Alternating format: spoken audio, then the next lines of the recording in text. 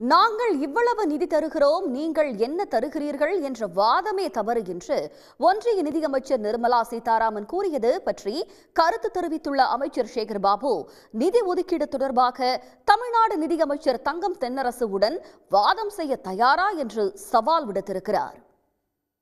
இங்க ஒரு ஆர்குமெண்ட் வைக்கிறாங்க.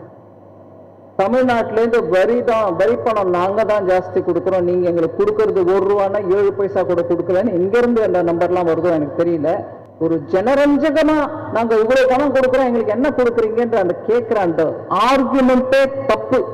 அவங்க எடுக்கிற கால்குலேஷன் எங்க இருந்து வருதோ எனக்கு புரியல.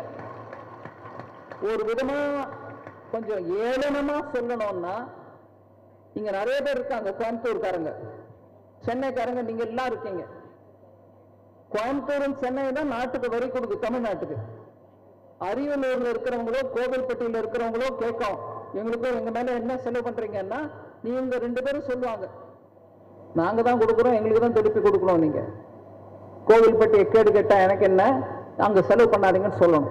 எங்க நிதி அமைச்சர் தெள்ள தெளிவாக புள்ளி விவரத்தோடு அவருடைய கட்சியை சார்ந்த மதிப்பிற்குரிய வானதி சீனிவாசன் அவர்கள் எடுத்துரைத்த அனைத்து கேள்விகளுக்கும் தெள்ள தெளிவாக பதில் சொல்லி இருக்கின்றார். அவரால் அந்த வாதத்தில் அவர்கள் தரப்பு நியாயத்தை நிரூபிக்க முடியவில்லை. வேண்டுமென்றால் எங்கள் நிதியமைச்சரோடு மத்திய நிதியமைச்சரை, எங்கள் நிதியமைச்சரோடு மத்திய நிதியமைச்சரை வாதிட சொல்லுங்கள். உடனுக்குடன் செய்திகளை தெரிந்து கொள்ள சன் நியூஸ் பெல் ஐகானை கிளிக் பண்ணுங்க.